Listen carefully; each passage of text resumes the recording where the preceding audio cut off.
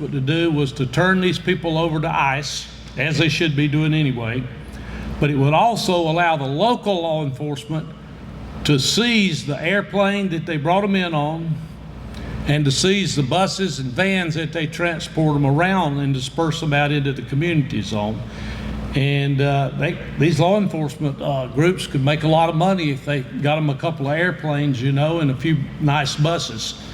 And thought it was a well-structured bill that would have worked and protected the citizens where we are. Unfortunately, didn't go anywhere. So I am staunch that illegal people need to come in. There's a legal avenue for that to happen, and that's how they need to come and live here. And they need to be properly vetted, and we need to know who's here and who they are.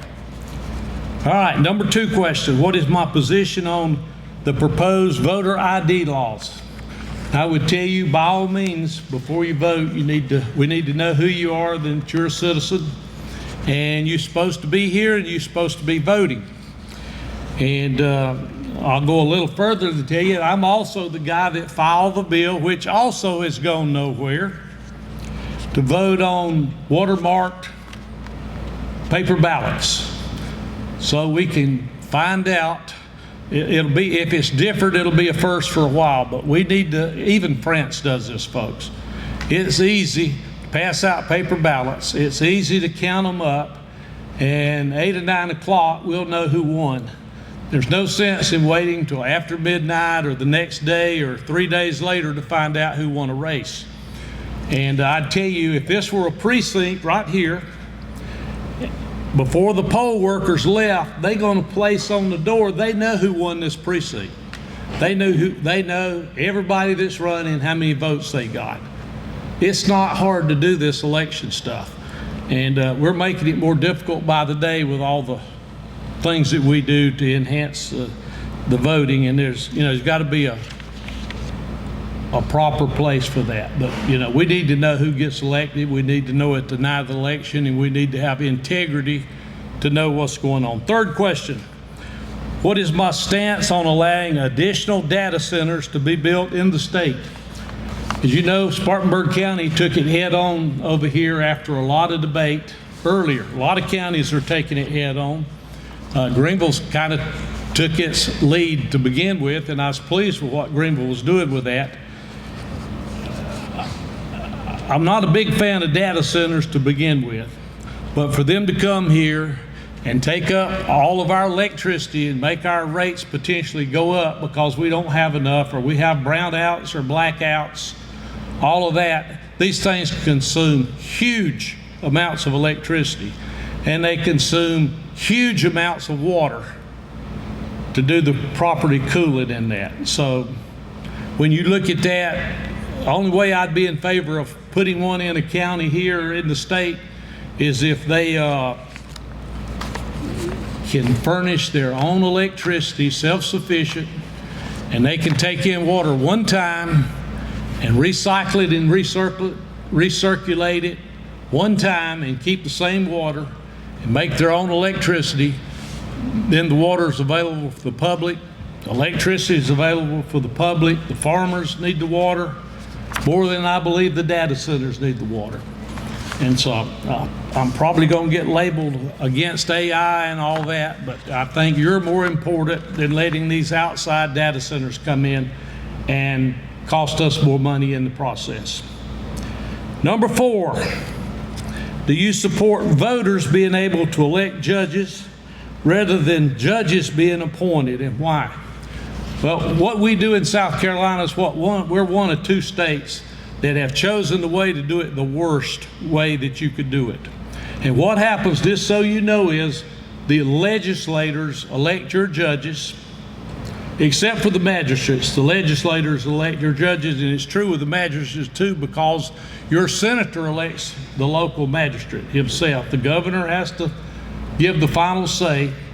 But in practicality, the legislature elects the judges.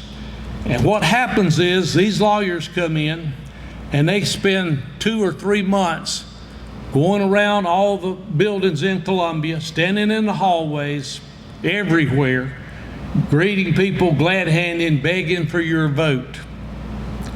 And, you know, we interview our family caucus, which I'm a founding member of. We interview all these judges that'll come in and be interviewed by us.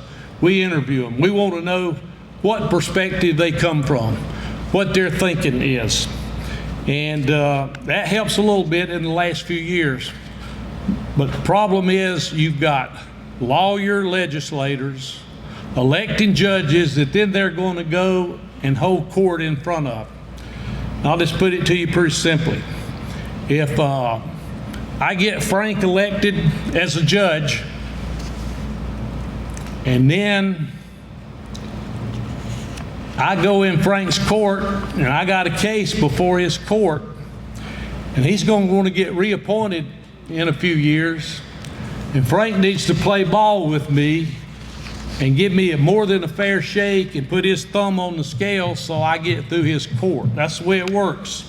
You don't know that's the way it works, but that's the way it works. Happens all the time. I can cite you some instances, but my clock keeper's running me out of time pretty soon. And lawyer legislators, so we filed a bill, Representative Chumley and I filed a bill. That one hadn't passed yet either. These lawyers are never going to let these things pass. And it would tell you that no lawyer can vote for a judicial candidate. Now, the question asked, would I support you, the voters, electing it? And that's not great either, but it's better than what we're doing. So yes, I would support that reluctantly.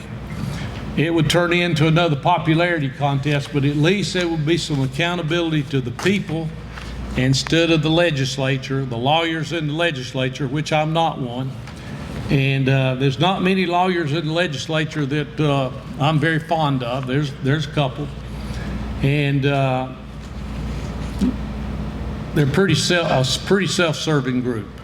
And so that's what we get when we have lawyers electing the people that they're going to do their job in front of.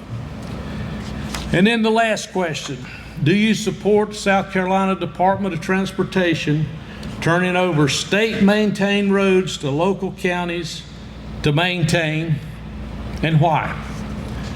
That question needs to go a little deeper. Why does the state have so many roads? They got, you know, tons of roads. For a little bitty state, we got way more than Florida, state-maintained roads.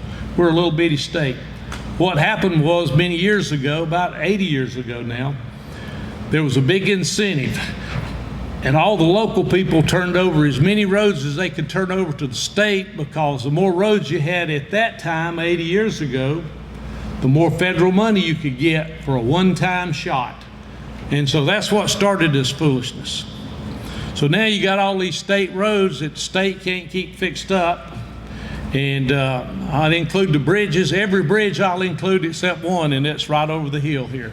And we're gonna leave that bridge out, right? I was told we're going to intentionally leave that bridge out, so we got some supporters back there. But anyway, I am for primarily turning them back over to the local people, primarily the municipalities instead of the counties. I mean, if you go into some of these towns, Travelers Rest is a good example up here. You can go on a little side road in Travelers Rest and it can be part of municipal city road.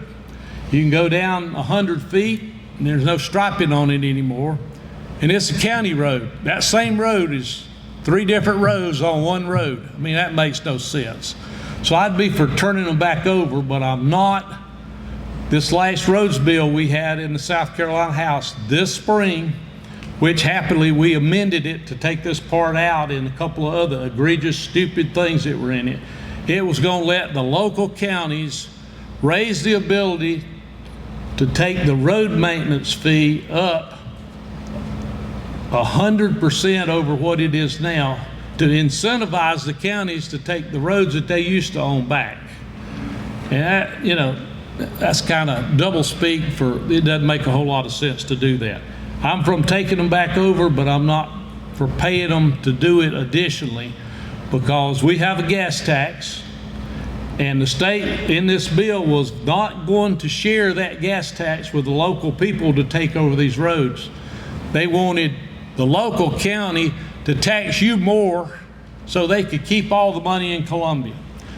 That makes no sense. That's dumb as a gourd to do business like that. Thankfully, we embarrassed enough of them that we were able to amend that bill. And in fact, we put up like 180 amendments. They finally came and said, look, what do you really want? We said, we want these three. You pass these three, we'll pull the others down. And it fixed the bill where it was halfway decent. Didn't cost you any more local money at home. And it put the commissioners out of business. The commissioners that oversee the SCDOT that really don't oversee it, they just love sitting down there and be the commissioner. And they're no more. And the Secretary of the South Carolina Department of Transportation will be a direct report to the governor, so it has a line directly to the people by an elected official, not by an unelected Board of Commissioners. And so that hopefully will improve some of the craziness that we've got. When Carroll Campbell was governor, those of you old enough to remember back in the 80s when he was governor, two-term governor, did a lot of good for the state. And Carroll Campbell, when he was leaving office, they asked him in an interview, they said, Governor Campbell, what's your greatest regret for your 8-year terms of 2 4-year terms of office, your 8 years of office? And he said his greatest regret was not being able to reel in the South Carolina DOT and make them a cabinet agency. That was in the 80s. Here, 40 years later, you know, we finally got that done. Thank you for your attention. I hope I answered your question satisfactorily tonight. Thank you.